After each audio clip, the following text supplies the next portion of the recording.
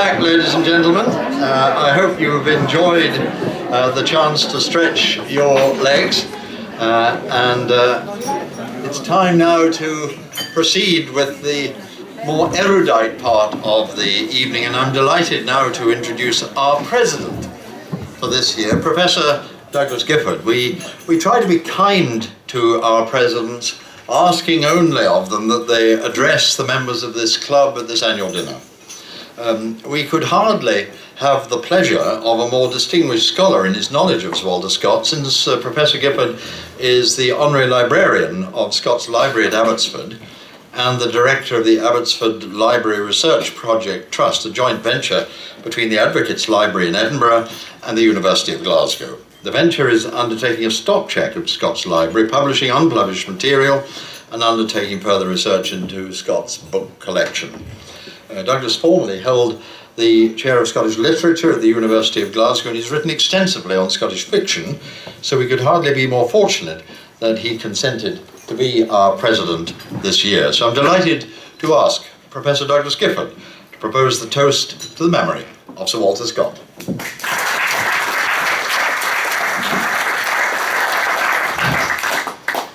Ladies and gentlemen, Chairman, I am, of course, honoured to be doing this tonight. I'm going to talk about Scott's, not just about Scott, but Scott's legacy to Scotland and Scottish fiction. And my address proposes two things. First, that Scott's Scottish historical novels, despite their customary fortunate endings for their privileged fictitious protagonists, are in a sense, which I hope to explain shortly, defeated by history. And the second, that the influence of Scott's novels about a recurrently divided Scotland led to a neglected post-Scott school of Scottish fiction, a tradition which includes Stevenson, Neil Munro, S.R. Crockett, John Buchan, Violet Jacob, Naomi Mitchison, and many others. Forgive me if I begin with a brief and familiar overview of Scott's treatment of Scottish history. I remember realising when beginning to come to grips with the range of Scott's writing, there were unexpected and notable absences in the coverage of this historical fiction, as opposed to the broader treatment of Tales of a Grandfather. Might we not have expected Scott, as the celebrant of Scotland's history, to have been tempted by subjects such as, say, Columba, Kenneth MacAlpine, Macbeth, Malcolm Canmore? What too of Wallace and Bruce? Although Bruce is thrillingly treated in the all-too-neglected Lord of the Isles of 1815, one of the finest of the long poems. Likewise, there's no novel, as opposed to the tragedy of Flodden in Marmion, to develop the story of the cultural glory of the reign of James IV and its disastrous conclusion in 1513. So what then are Scott's period choices? From Scott's beginnings, as in The Way of the Last Minstrel, Scott's recurrent patterning is clear.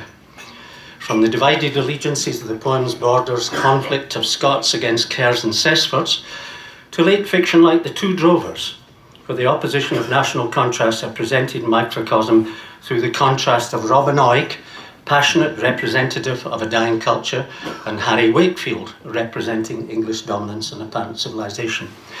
Indeed, all his work, even when set in England or abroad, centres on situations and times of civil war and momentous cultural oppositions of the past against the present, disorder against order, emotion and often savage enthusiasm against prudence and reason, whether it's Normans and Saxons, Cavaliers against Roundheads, Crusaders against Saracens, Constantinople Christians against threatening heathens. In terms of Scotland, obviously, two great periods stand out.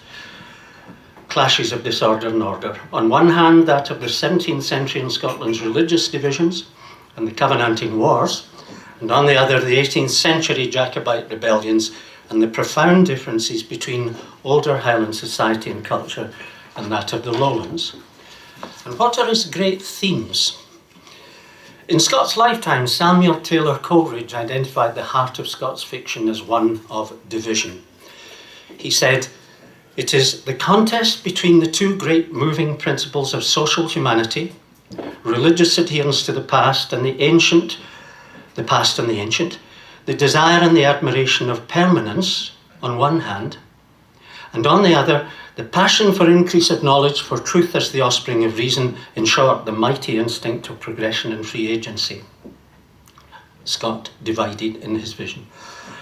Arguably, the most significant perceptions of Scott critics in the 20th century were to do with developing this theme, and how Scott was fascinated by the ways in which Scottish identity and Scott himself was trapped between political and cultural loyalties of the past and the present, as the point of change into what he saw as a necessary but prosaic and unloved future.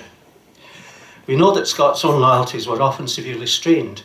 For example, from his acknowledgement that had he been alive at the time of the 45, his heart would have led him to join the prince, despite the prudence of his head. But it is not my purpose to review the well-known Scott contradictions between unionist lawyer and passionate lover of Scotland's history and culture. I have elsewhere argued that Scott, recognising Scotland's centuries of debilitating civil divisions and the post-Union erosion of Scottish cultural characteristics, sought in his fictions to create a story, what might almost be called a myth of Scottish regeneration. We know that he had ambitions, only partly fulfilled, to set forth in fiction the regions of Scotland to itself, from Shetland to the borders, illustrating periods of greatest change. I move now to the more contentious part of my address. Arguably, in portraying Scotland and the matter of Scotland, in helping his fellow Scots come to terms with history, Scott was bound to fail. Scotland's internecine history itself defeating his ambition. Or to put it otherwise, Scott's Scottish fiction overall amounts to a tragic meta-novel, an overall novel, exploring what might superficially appear exotic, colourful and even romantic, but read perceptively, presenting a sad story of repeated disillusion and defeat. So often his most novel characters, from Flora MacIvor to Rob Roy, from Prince Charles to Red Gauntlet, are symbols of the failures of the past. And even when events seem to work out fortunately, we are reminded by Scott that, as in the case of Henry Morton's return to a Protestant Scotland in Old Mortality, that the Protestant settlement was not achieved by Morton, or indeed Scotland itself, but almost as a byproduct of the English decision to welcome William of Orange and the Glorious Revolution. For all Scott's noble attempt to write an affirmative and mythic Scottish novel, and the happy endings he allows the likes of Edward Waverley, Francis Baldiston and Henry Morton, and the host of what Scott called himself his insipid heroes, I contend that Scott's historical vision, divided between emotion and reason, like Scotland itself, was essentially bleak. This distinction between individual happiness on one level and historical tragedy on the other is important as a model for the novels of the heirs of Scott, whom I will discuss briefly. I argued that two contrasting aims underlie Scott's fiction. On the one hand, from the Lay of the Last Minstrel onwards, is a lawyer's movement towards reconciliation, of forgiveness for Scotland's troubles past. On the other, a poet's bleak regret that division and divided loyalties have been our Scottish inheritance. Scott wasn't alone in this underlying tragic vision of his country. The fiction of John Galt, especially in Ring and Gillies, his Covenanting novel, and The Entail in 1823, shares much of Scott's patterning of a past contrasted with a less than ideal present. James Hogg's Private Memoirs and Confessions of a Justified Sinner in 1824 even more strongly presents what becomes the central theme of our later historical fiction, that of the recurrent dilemma of the divided self in the divided family, divided community, set in a divided and often bigoted nation. And the role of their central protagonists in these major novels is to bear witness to the endless ways Scotland has destroyed itself. Scott died in 1832, Hogg in 1836, Galt in 1839. With their deaths, there followed a long period of anomie in Scottish literature. This is the period of Scots in Britain and Empire, influential to an extent hardly imaginable now, but also a half-century when Scottish culture was at its lowest ebb. With the disruption of 1843, ending the General Assembly's role as Scotland's forum for Scottish autonomy, with the ensuing domination of religious debate over culture, together with what David Dykes saw as the pernicious effects of Victorian gentility, and Blackwood's magazine now into its British and imperial heyday, Scottish literature was in eclipse. There were important writers: Carlyle, George MacDonald, Margaret Oliphant, James Thomson. All of these, all major writers though, just about, left Scotland, and as often as not their work is set within an English rather than a Scottish context. Post-Ossian Celtic twilight became immensely popular, marginalising genuine Gaelic poetry, and there was the huge success of the Kildare movement in fiction. There was little significant fiction or poetry working seriously with the material of Scottish history and culture. And when Scottish literature revived in the 1880s with Stevenson, it was Scott's darker emphasis on irreconcilability and elegy, the note struck by the ending of Red Gauntlet, rather than his attempts to create narratives of Scottish regeneration. But there is one strong emphasis in Stevenson which links him outstandingly with Scott. You will recall, I'm sure, David Balfour's role in Kidnapped as witness to corruption and intrigue following the Appin murder of the Red Fox, and how he travels around Scotland witnessing its divisions between Highland and Lowland and the sophisticated and wily villainy of Edinburgh great ones. His adolescent naivety cannot alter the black course of history. Stevenson clearly felt this was an important statement, since, unusually for a writer of short stories and novels, often unfinished, he continued David's stories so that Kidnapped and Katrina can be read as the ambitious novel David Balfour. Failing to save innocent James of the Glens from hanging, summing up his actions at the end of part 1 of Katrina before leaving for Holland, David expresses a new darkness in Scottish fiction. But I had had my view, says David, of that detestable business they call politics. I had seen it from behind when it is all bones and blackness, and I was cured for life. A plain, quiet path was that which I was ambitious to walk in, when I might keep my head out of the way of dangers and my conscience out of the road of temptation. For, upon a retrospect, it appeared that I had not done so grandly after all, but with the greatest possible amount of big speech and preparation, had accomplished nothing. Think of the end of Rob Roy, think of the end of Waverley. All that has been risked by Edward Waverley is his neck. He has been rescued by others. Kidnapped, Katrina, The Master Ballantrae, Weir of Hermiston, re-established Scott's model of young men witnessing Scotland caught up in mighty events despite themselves in mainly negative ways. They share Scott's use of polarised protagonists in David Balfour and Alan Breck, the brothers Ballantrae, and so many of his stories. I suggest that this pattern is more than inherited stereotype. Their various creators in these novels mean them to represent divided Scotland and its archetypes of division, in mind as well as allegiance.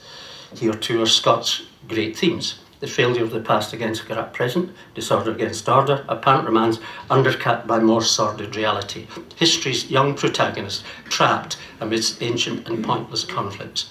All can be read as subsets of Coleridge's perception of Scott's grand central theme. Here too are versions of Scott's insipid heroes: David Balfour, Henry Ballantrae, young Archie Weir are the disillusioned descendants of Edward Waverley, sadder and wiser as Edward was by Ullswater, having achieved nothing. Frank as Balderson, saved by a Highland outlaw. Even Henry Morton returning to Scotland as an outlaw in disguise. Stevenson passes on the type to Munro, Crockett, Buchan and others. They are even the central types in semi-historical novels, great novels such as The House with the Green Shutters of 1901 and Gillespie in 1914. I return to my argument, though, that Scott's fiction had two contending currents, that of reconciliation forgiveness. On one hand, an oblique recognition of fundamental Scottish irreconcilability on the other. And moving all too briefly now to discuss Scott's heirs, I begin with their adoption of his second and negative inheritance, the tradition of the divided self, the divided family and community in a nation riven by religion and politics. Neil Munro's historical fiction began with marvellous short stories in The Lost Pibroch of 1896, followed by the best of his many fine historical novels, John Splendid of 1898, Gillian the Dreamer of 1899, and The New Road in 1914. John Splendid is set in Inverary at the time of Montrose's depredations and his stunning victory over Argyll at Inverlochy. Typically, as in the later novels, we have the Balfour-Breck contrasting pair locked in a bond of necessity. This time, the dours stay-at-home Colin Elrigmore contrasted with the dashing soldier of fortune John Splendid MacIver, the Duke of Argyll's right-hand man. A mature reading in the novel reveals that Munro, like Scott, is revealing John Splendid's feat of clay and the Duke of Argyll's as part of the tragic weaknesses of Highland culture and unquestioning clan loyalties. Gillian the Dreamer, set in a decaying Inverary after the Napoleonic Wars, likewise exposes the hollow braggadocio of the pensioned Highland officers, now anachronisms, with the talented boy Gillian, the dreamer and misfit, part of their dysfunctional family, the boy destroyed, like Archie Weir or young John Gooley of the House of the Green Shutters, by false authority, values and adherence to the past. And The New Road of 1914, arguably Munro's finest novel, well able to stand beside Waverley or Rob Roy, has yet again a typical pair in young Aeneas McMaster, son of an Inverary merchant, and Ninian MacGregor Campbell, the Duke of Argyll's scout, clearly with a kinship with Rob Roy, who journey across Scotland like Balfour and Breck, witnesses to the Highland corruption of Simon Lovett, the treacherous black spider at the heart of Scotland's political duplicity. And what is the New Road? It is General Wade's opening up of the outlaw Highlands, but it is also the future's death knell for the disorderly past, the end of the clan system, of an ancient way of life, arguably the end of the language and culture of Gildem. S.R. Crockett gave up his Freekirk ministry in 1895 to write. Crockett at his best is a badly neglected writer of vigorous historical fiction, but his desperate need to make money for his large family, together with extended illness, caused him to move erratically between Scottish and foreign historical fiction, between Kildare and Celtic Twilight, even between light romance and Zola-like realism. But his early novels, like The Men of the Moss Hags of 1895 and his The Grey Man of 1896, which I discover is based fundamentally in Scott's little-known drama Auchendrane or the Ayrshire Tragedy, these are impressive in their stark presentation of Galloway and Ayrshire, divided just as much as Scott's borders in The Lay of the Last Minstrel. Moss Hags replicates the Balfour-Breck realism romance contrast, pairing Dour Whig William Gordon with his cousin, the maverick royalist Wat Gordon, outlawed in the time of Claverhouse's persecution.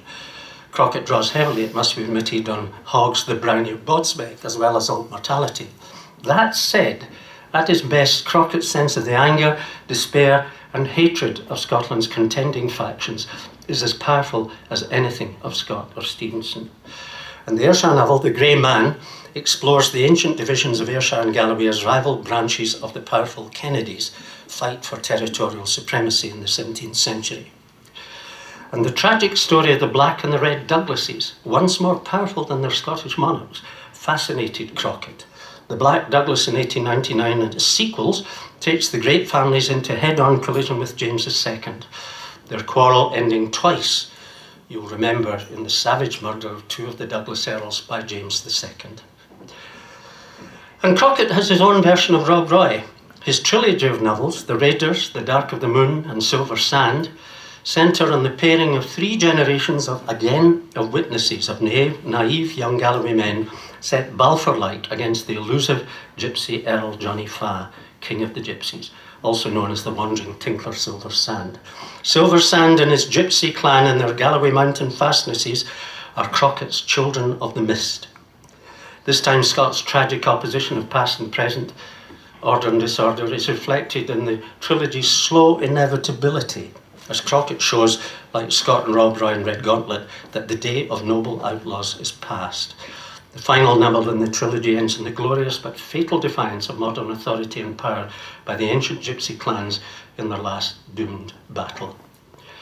All Crockett's Scottish historical fiction moves around the clash of establishment authority and outlaw protest, from the Kennedy tragedies of the 1400s, the Wars of the Covenant, to the last violent disruption of the anti-clearance movement of the Galloway Levellers in the 18th century, thus yet again fulfilling the terms of Coleridge's assertion of Scott's dominant theme. John Buchan's success at his shockers, his thrillers as he called them, have obscured the fact that he wrote several fine Scottish historical novels, and Buchan continued the tradition begun by Scott, that of radical reassessment of Scottish history and culture. Buchan's Sir Quixote of the Moors appeared in the same year, 1895, as Crockett's Men of the Mossachs, once again in the world of the Covenanters being ruthlessly hunted, this time in the central moors of the Lowlands.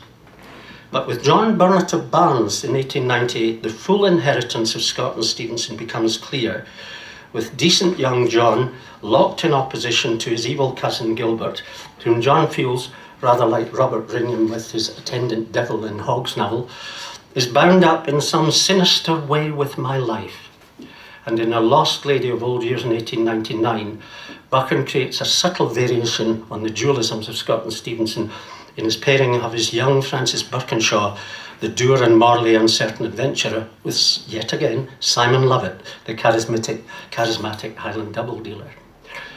Midwinter of 1923 takes Jacobite Alistair MacLean into England with no less a figure than Dr. Johnson as his friend and Jacobite ally, only to be betrayed by his alter ego and fellow Jacobite, the smooth-arched traitor Nicholas Kidd. But Buchan's undoubted masterpiece is Witchwood in 1927. I recommend this to you if you don't know it. It's a magnificent novel. Here are Scott's themes: religious bigotry, the clash of the ancient royalist loyalty of Montrose with the Whig allegiances of Argyll, which will conclude the novel at the slaughter of Philip Haw in 1645. The new young minister of Woodley, David Semple, is indeed simple in his religious idealism. His vision of the good community is destroyed by the hypocrisy and wiliness of his polar opposite, the church elder Ephraim Caird of Chase Hope. The divisions, dualisms and recurrent tragedies of Scotland are shown at every level in this last and arguably greatest fiction of the Scott tradition. Woodley, the village, is a microcosm of Scotland, is surrounded by the ancient black wood of Caledon, a symbol of the darkness of the superstition and hypocrisy which benight the community. It is the secret place of witches' orgies, the dark side of Calvinism. To David, the Scottish innocent, however, the wood is the place where he meets Catherine Yester, and the name Yester means of the past. Catherine Yester, by far the kindest and worthiest of the village of Woodley, but she dies, and with her symbolic death dies any hope for the bigoted community.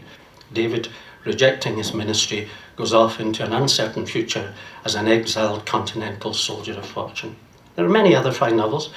Violet Jacobs' Flemington, Naomi Mitchison with the Bull Calves as late as 1947, which is the story of the Haldane family, which ambitiously takes up Scott's theme of a divided family reconciling themselves, Jacobites and Whigs. I reiterate my central argument that this tradition of Scottish historical fiction, apparently preoccupied with setting out the internecine divisions of Scotland, should be seen as a major achievement and movement of Scottish literature.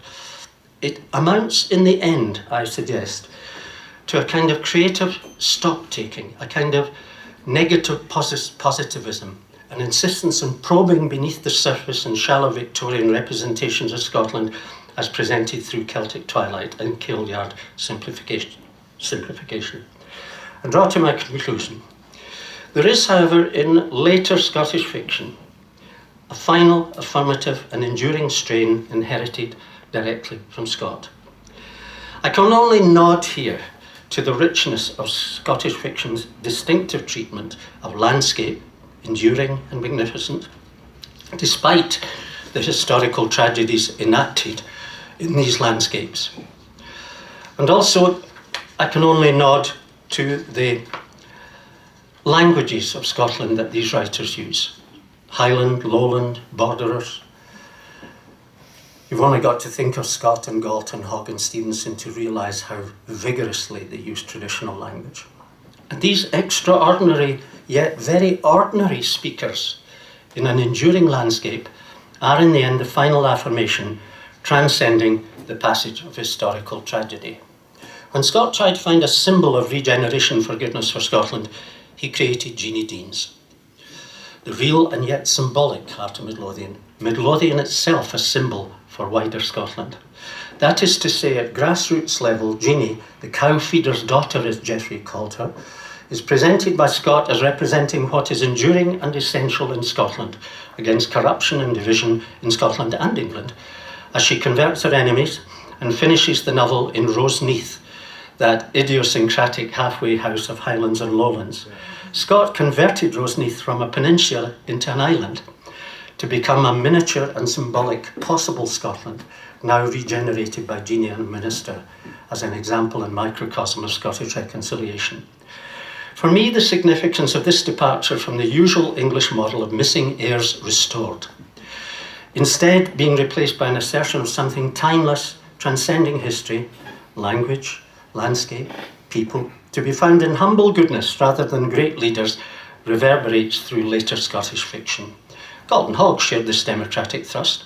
The young men of Stevenson, Monroe, Crockett and Buchan spring from the grassroots of Scotland, like Grasset Gibbon's Chris Guthrie in Sunset Song and Neil Gunn's Finn McCamish in The Silver Darlings.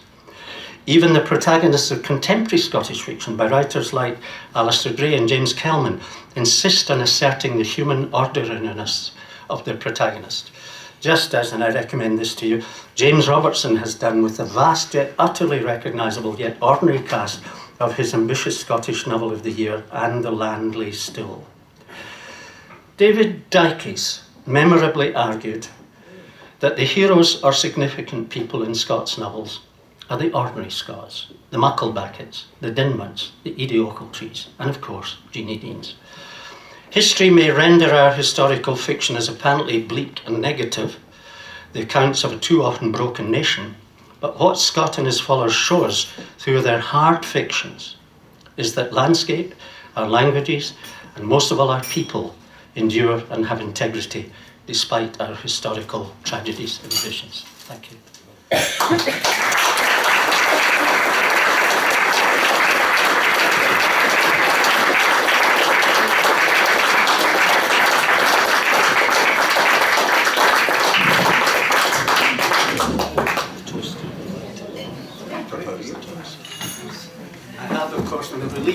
Finishing, forgotten to ask the toast. Will you please be upstanding and join me in toasting Scott and his legacy?